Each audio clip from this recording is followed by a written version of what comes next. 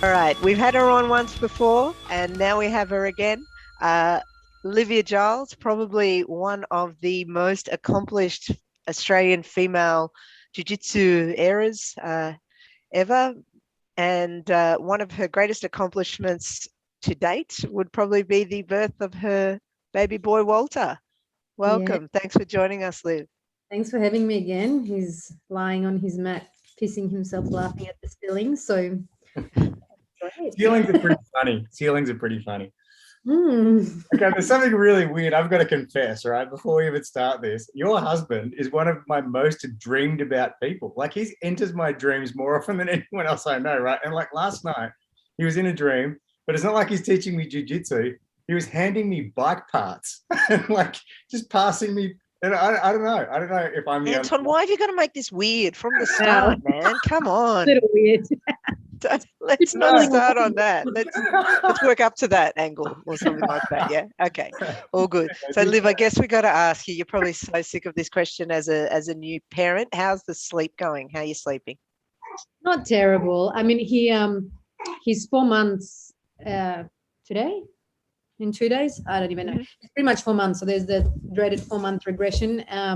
So like 3 nights ago, he was pretty much didn't let me sleep for 2 nights, but now he's back to normal. So I usually, like, he's really easy to settle, and I usually wake up to feed maybe twice for like 10 minutes and he goes right back to sleep. So it hasn't been terrible. I just finished pro training and he puts himself to sleep between 10 and 12 at the gym most days. So I feel like he's a pretty good baby, but yeah, there's obviously some nights that are terrible and some that are really good. And what's training like for you on the way back into this, like readjusting? It's good now. It was really hard at the start. Like, so I started lightly drilling at about 5.5 weeks and then postpartum. And then I had my physio and my obstetrician clearance at 6 weeks to like do gentle jiu-jitsu, no weights and no running. And it was it was really hard at the start. Like, I think because we were in lockdown and I was one of the pros that was allowed to train, people see me, when we opened up and probably think like, oh yeah, you just got straight back into it. But it was, first probably 5 or 6 weeks, I literally like forgot most of jiu-jitsu, and my back was sore, my abs wouldn't engage, like my hips were really sore, it was really hard. And I literally, like, I feel like I went back to like a blue belt level. Every day it just got a little bit like, I was like, oh yeah, I remember heel hook, I remember guard, I remember this pass, like, yeah. And now I'm feeling, I wouldn't say back to 100%, but I feel pretty good. It's just that my body is really like loose because of relaxing, because I'm breastfeeding. So I have to be very careful with wrestling and like fast changes of directions, things like that. But I feel really good now. Yeah. That's awesome. Are you thinking that you will aim to compete again in the short term, or? Yeah, I would really like to. And I don't know why I need to do this to myself. Because you're Giles, that's why. And that you're a born competitor. I am. It's a weird one where I'm like, why do I need to do this? But I would like to. It will just depend. Like, I would like to, my body to feel a little bit more stable in terms of like looseness and my knee feeling stable before I compete. So I'm going to see what happens in a month or two. And, like training hard at the gym is a little bit different to competing, especially when you have to do a few rounds. So I won't do it if I'm unsafe or if I don't feel ready. But I would really like to have another go at ADCC and do a little bit better than last time. When is that? The trials for that are in February, is that right? I think the start of March. Yeah, it's just still, the weight divisions haven't changed. And in Australia, it might be manageable, but then fighting against girls who are usually 70 kilos and drop to 60 is really tough for anyone smaller. So, I'm going to take it day by day, but I would really like to compete, and I would still like to, be on top just to prove it to myself, I guess. That's awesome. The like you talked about rediscovering jiu-jitsu and like starting or going back to blue belt. Like, is that, obviously it's really frustrating at first, but is it like falling in love with jiu-jitsu all over again? Does that happen when you're kind of getting back? I never fell out of love with jiu-jitsu, so no. No, it's not like it's not like I completely forgot stuff existed. So going back to blue belt is not right in the sense of like, oh, wow, here's a De La Riva. I've never seen that before. I like my skill level, my timing, like I haven't played guard for probably like 7 months. So it's timing and skill level that regress, not like I've never seen jiu-jitsu before, but no, I never fell out of it, fell out of love. I kept like rolling till I was about 34 weeks. No, it was really frustrating, but I just had to work pretty hard at being patient and nice to myself and not getting too annoyed. Actually, maybe what I mean is, how like jiu-jitsu kind of plateaus and then you get that curve where you just start to really learn again and then you take off. And I imagine at your level, like you already know so much that your life in jiu-jitsu is fairly plateaued with small improvements, I'm guessing. I don't know. Really, I never feel like that. Like, yes, in a sense where I'm not discovering a new path or a new guard, but I don't know so much. And I think that's what keeps me training, is that like literally every week I learn something new and then I try it in training. So, and I think that's why I love it so much, because I never, unless I'm comp prepping and maybe like 3 or 4 weeks out of comp, I'm trying to stick to my A game.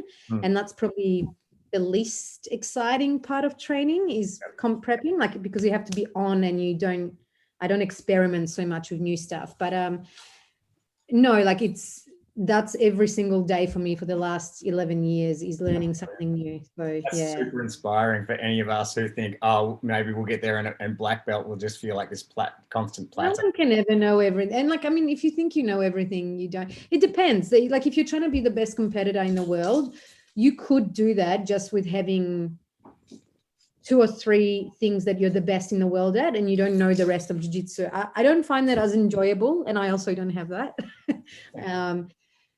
But what I find really good about jiu-jitsu is learning something new every day. So it would be boring. Like if you just turn up and roll, it's fine. It's absolutely fine to do that. But for me, if I'm just mindlessly rolling and I'm not trying new stuff and I'm not getting the satisfaction of like learning a new skill, it would just be less motivating. I don't know.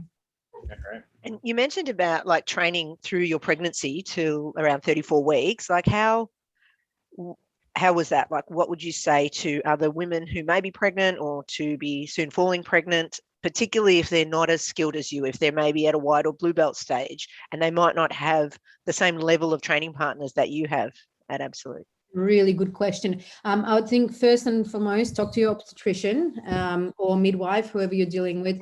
For me, I asked everything to my obstetrician, and it's hard because they don't know what jiu-jitsu is, like, so Shavi, my obstetrician, would like, are you rolling? And he would learn the lingo and he would watch some videos, but I don't think people are quite aware of how combat and contact sport it is.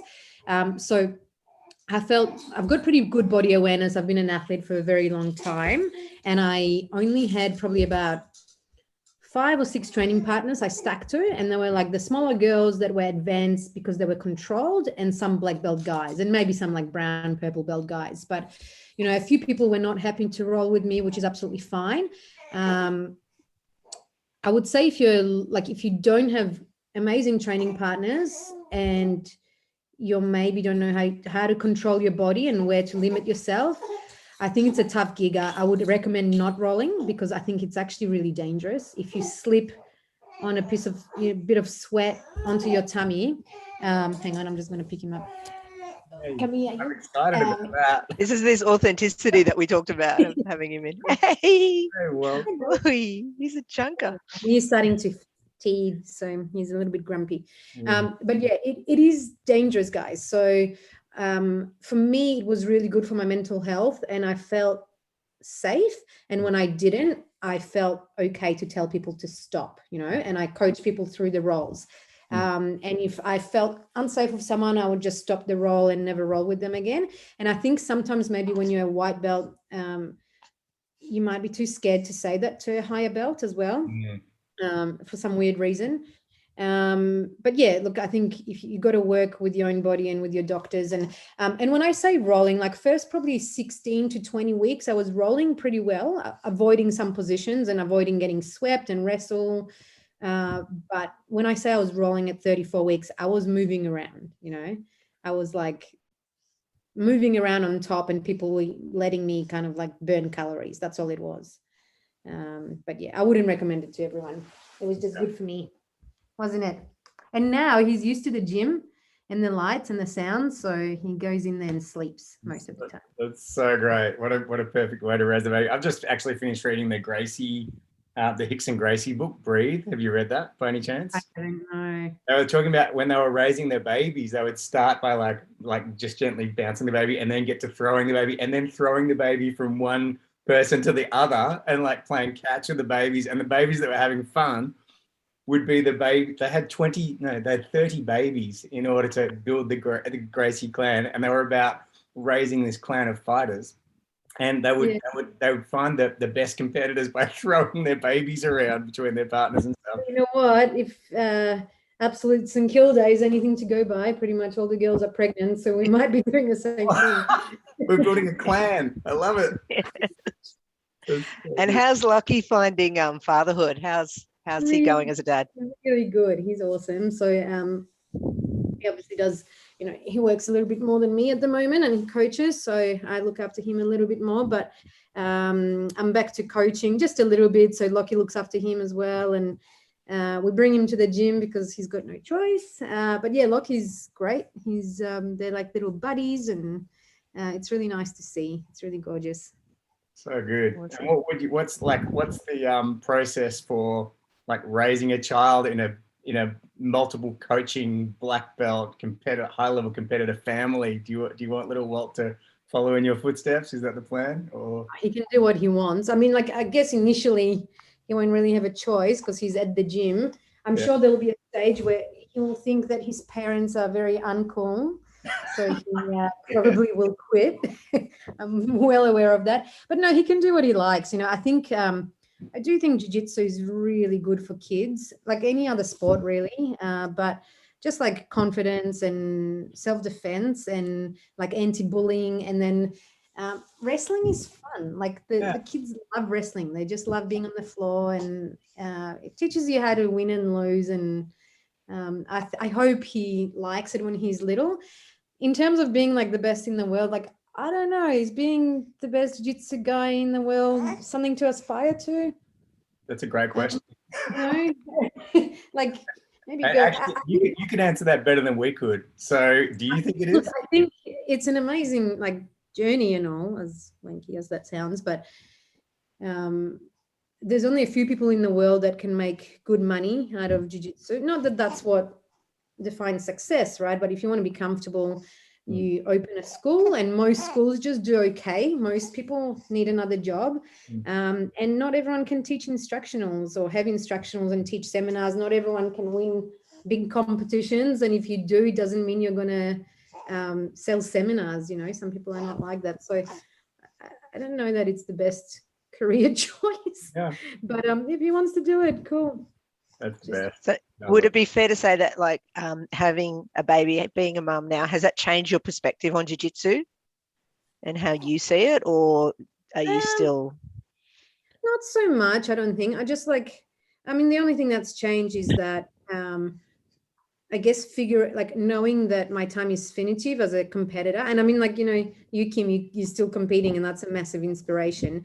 But to be able to train for black belt worlds at that adult level, when you're competing with 20-year-olds, I have to train really hard, and my body breaks a little bit more now, and I don't have as much time.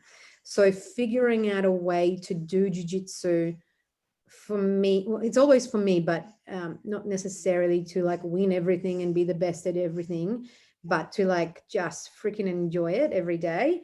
I think maybe that's improved. But I still like, you know, I'm still just as competitive. It's just a little bit more, I appreciate it a bit more, I think. Yeah, definitely. And who gets up at night the most for Walt? No, I mean, in fairness, I've got the boob. Yeah. So like you can't do much about that. When there's bed nights and I'm like, all right, he's fed, he's changed, like I'm kind of like deal with it.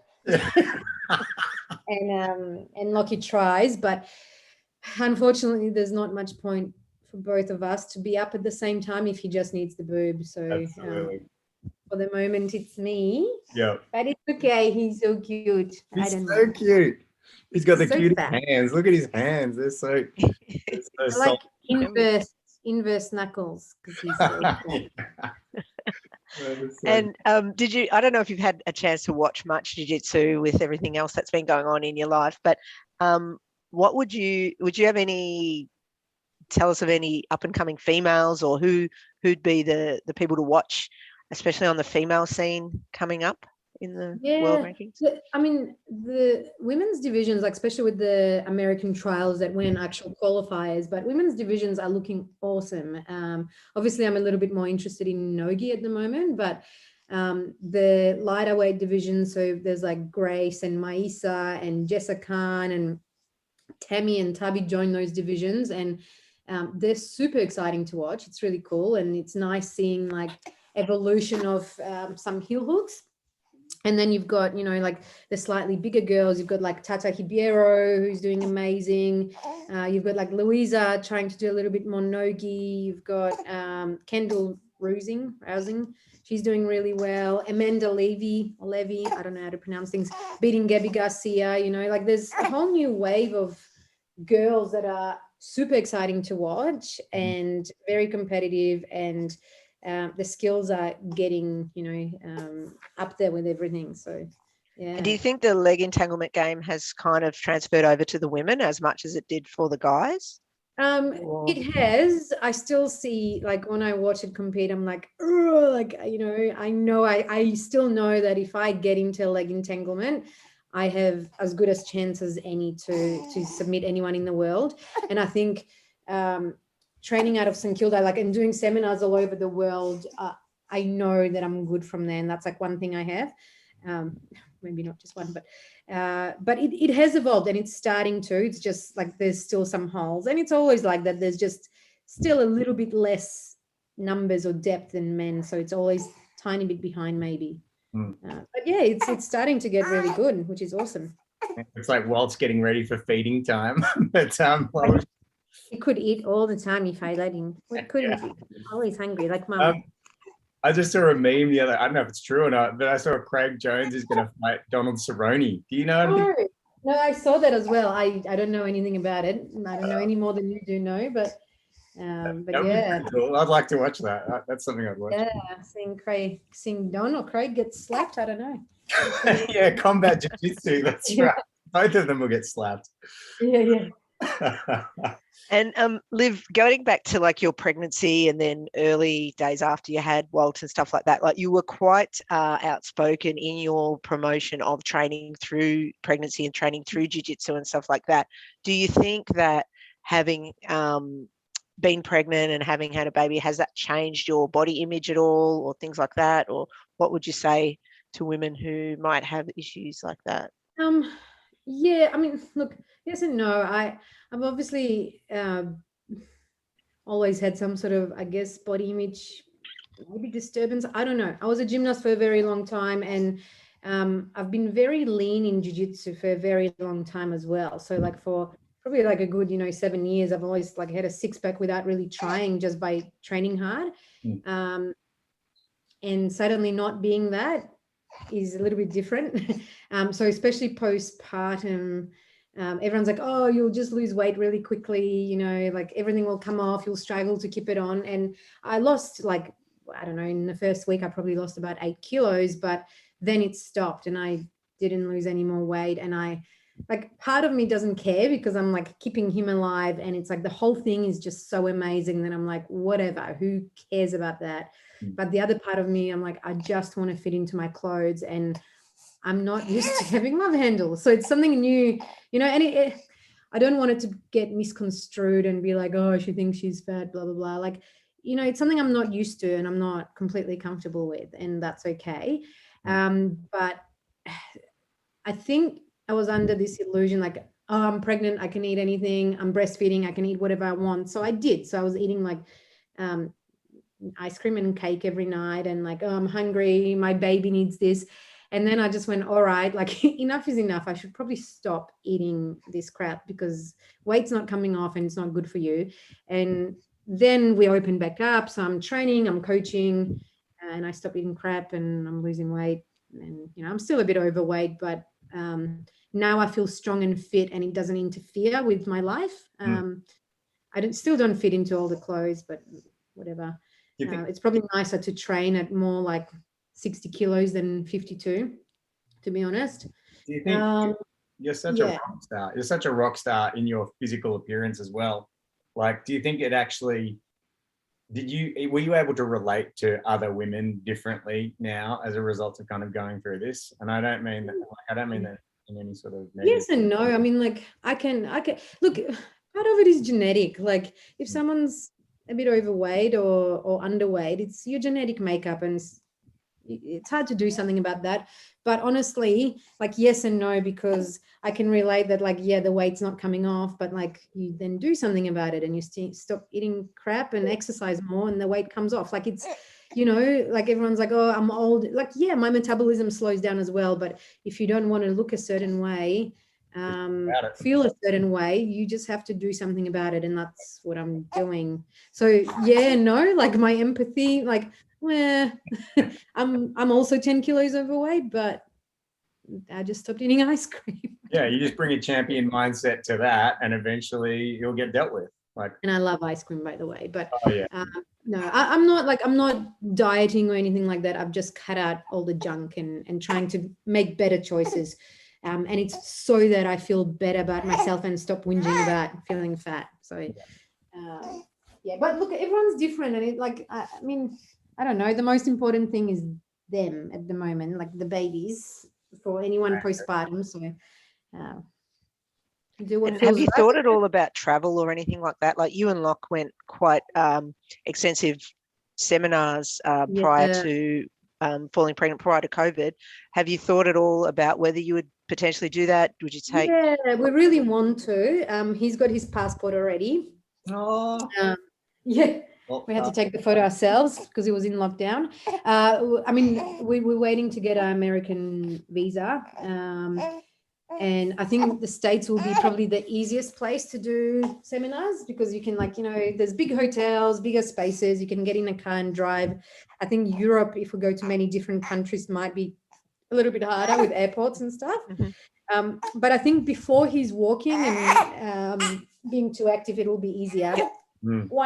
It'll be easier. Hey? Have you thought at all about training with him when he is walking and stuff like that, or haven't thought that far ahead yet? Just going one day at a time? I don't know what I'm going to do because, I mean, look, at the moment, between 10 and 12, I bring him to the pro sessions and he's usually asleep in the other room, so no one runs into him.